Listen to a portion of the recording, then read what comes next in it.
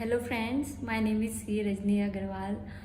Hope so आप सब ने मेरी फर्स्ट वीडियो देखी हो जिसमें मैंने शेयर करा था अपनी सीए जर्नी, जिसको 10 साल लगे थे पूरा होने में। तो मुझे उस वीडियो का बहुत अच्छा रिस्पांस मिला, बहुत सारे लोग मोटिवेट हुए, इंस्पायर हुए। और मेरा वीडियो बनाने का मोटिव यही था कि शायद कुछ लोग उस वीडियो को देख के मोटिवेटेड फील करें कि अगर मैं कर सकती हूँ तो आप लोग भी कर सकते हो। तो उस वीडियो के अंदर बहुत सारे कमेंट्स आए हुए थे। तो उसमें से कुछ कमेंट्स ऐसे थे जो पर्टिकुलर एक टॉपिक पे थे, जिसका मैं ना लिख कर नहीं आंसर देना चाहती थी, बिकॉज वो सही नहीं रहता। अगर मेरे से कोई टिप मांग रहा है तो मेरा फ़र्ज़ बनता है कि मैं उसको अच्छे से गाइड करूँ। तो उसमें एक सबसे इम्पॉर्टेंट जो क्वेश्चन था वो ये था कि मैम, जब आप बार बार फेल हुए तो आपने क्या चेंजेस करे अपनी पढ़ाई में, आपकी स्ट्रैटेजी में, कि आप क्लियर हो गए।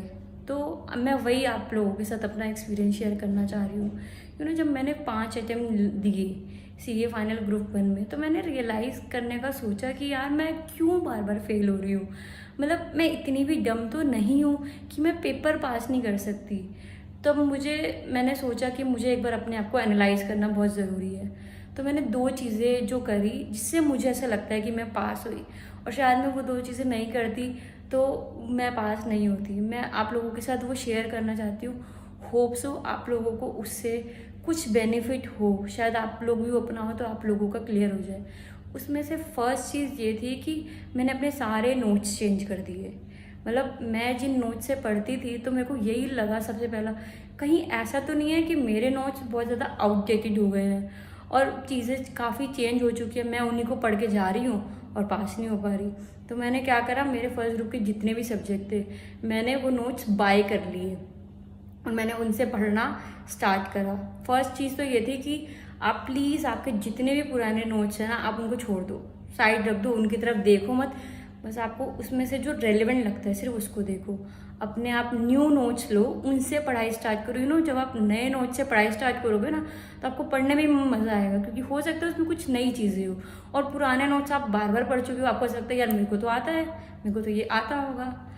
अच्छा चलो, अब रही बात दूसरी चीज़ की। दूसरी चीज़ मैंने ना ये सोची कि यार मैंने जो पेपर दिए उसमें मेरे मार्क्स कई बार पासिंग के आसपास आते थे, तो मैं पेपर में लैग क्या कर रही हूँ। तो मैंने क्या करा, अपने पास्ट अटेम्प्ट के पेपर उठाए। फिर मैंने हर एक सब्जेक्ट को एक बार ना देखना स्टार्ट करा कि अच्छा क्या क्वेश्चन आया था, क्या वो क्वेश्चन बहुत ज़्यादा टफ था, क्या वो क्वेश्चन बहुत ज़्यादा इजी था। तो फिर मैंने एक एक क्वेश्चन को देखना स्टार्ट करा और आप मानोगे मैंने रियलाइज़ करा पेपर बहुत सिंपल थे। कहीं ना कहीं कमी मेरे अंदर थी कि मैं सीए एग्ज़ाम्स को बहुत ज़्यादा टफ समझती थी। मुझे लगता था यार ये तो मेरे से हो ही नहीं सकता। जब मैंने क्वेश्चन देखे ना, मुझे रियलाइज़ हुआ अगर मैं थोड़ी सी मेहनत अच्छे से कर लेती तो मैं कब की पास हो चुकी होती। तो सबसे ज़्यादा important cheese, please past years के पेपर ज़रूर करो, बिकॉज वो आपको ना एक तरीका बताते हैं कि एग्ज़ाम में क्वेश्चन किस तरीके से आते हैं, आपको क्या लिखना चाहिए, क्या आपका एग्ज़ामिनर आपसे चाहता है, वो आपको बहुत हेल्प करेगा। और उसके साथ साथ एक और चीज़ जो मैं आपको बताना चाहती हूँ कि आप ना एक तो पास्ट ईयर्स के पेपर्स प्लीज़ ज़रूर सॉल्व करके जाओ। अगर आपके पास लास्ट 1 मंथ है रिवीजन के लिए तो आप उसके अंदर अपने पास्ट ईयर्स के पेपर सॉल्व करो। आप आरटीपी सॉल्व करो एटलीस्ट 2 अटेम्प्ट पीछे की, और आप एमटीपी करो। क्योंकि आप कभी ऑब्जर्व करना कि हर पेपर के अंदर 2 या 3 क्वेश्चन ज़रूर ऐसे होते हैं जो या तो आपके पास पेपर में से है, आपकी आरटी में से है, आरटीपी में से है, या आपकी एमटीपी में से है। तो जब वो क्वेश्चन आप देखते हो ना अपने एग्जाम्स के अंदर, आपको इतना मोटिवेशन मिलता है, आपको लगता है यार ये तो मेरे देखे हुए क्वेश्चन है, मैं इसमें तो गलत कर ही नहीं सकता। और वो जो आपका मोटिवेशन होता है ना, वो आपका बाकी पूरा पेपर आपसे अच्छा करवाता है। और एक और बात आप ध्यान रखना, आपको लग रहा होगा मैंने 2 बातें बोली थी, बट याद आती रहती है चीज़ें। एक बात ये कि कोशिश करो पेपर पूरा अटेम्प्ट करने की, नहीं भी आता तो भी आप सोचने की कोशिश करो कि आप उस सिचुएशन को एनालाइज करो कि यार मैं कुछ लिख सकूं जो रेलेवेंट हो। क्योंकि कई बार क्या होता है, हमें पूरा नहीं आता लेकिन थोड़े से लिखने के भी नंबर मिल जाते हैं। और आप जैसे जानते होंगे कि बूंद बूंद से घड़ा बढ़ता है, तो कहीं आधा नंबर, कहीं 1 नंबर, यही नंबर हमारे को मिल के पास कराने की कोशिश बहुत करते हैं। तो प्लीज़ चेंज योर नोट्स।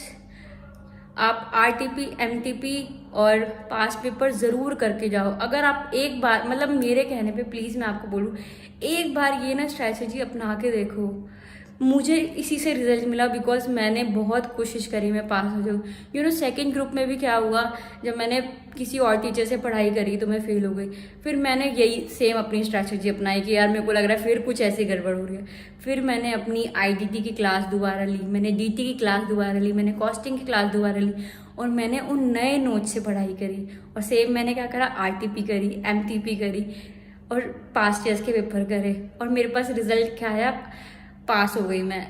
मेरे नंबर बहुत ज़्यादा अच्छे नहीं आए। अगर आप ये सोच रहे होंगे ना कि इन सब से मेरे नंबर करीबन 250-300 आ गए हो, मेरे नंबर सिर्फ वही 202, 204 इसके आसपास ही आए। बट सीए के अंदर नंबर मैटर बिल्कुल नहीं करते हैं। पास होना अपने आप में मैटर करता है। सीए इज़ अ डिग्री जो आपको इतनी अच्छी चीज़ फील कराती है जब आप क्लियर करते हो कि यार मैं आज कुछ बन गया, मैंने अपने नेम के आगे कुछ 2 लेटर लगाए, और वो बहुत अच्छा फील करवाती है आपको। तो बाकी आपको और भी किसी चीज़ में लगे कि आपको डाउट्स है या आप मेरे से कुछ पूछना चाहते हो, कुछ मेरा एक्सपीरियंस लेना चाहते हो, तो मैं आप लोगों के लिए ऑलवेज अवेलेबल हूँ। आप मुझे मैसेजेस करिए एंड प्लीज़ ऐसे ही मेरी वीडियोज़ को लाइक्स कीजिए। Thank you very much, thanks a lot and all the very best for exam.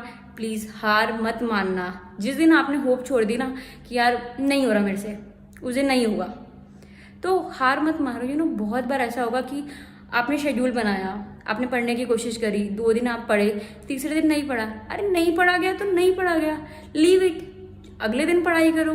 पता है हम आज से ज़्यादा परेशान क्यों होते हैं कि हमने सोचा यार मैंने तो शेड्यूल बनाया हुआ था पढ़ने का, लेकिन मेरा वो शेड्यूल पूरा नहीं हुआ, तो हम उस चक्कर में ना जो अगला दिन होता है वो भी बर्बाद कर देते हैं। तो अगर कभी ऐसा हो रहा है आपके साथ कि आप पढ़ाई करना चाह रहे हो, पढ़ाई नहीं हो रही, प्लीज़ उस टाइम पे पढ़ाई को थोड़ा साइड में रख दो, जो आपको अच्छा लगे वो करो और कुछ टाइम बाद उस पर दोबारा जाओ। मैं आपको गारंटी के साथ कह सकती हूँ कि वो चीज़ें आपसे फिर से पढ़ाई आपसे हो जाएगी।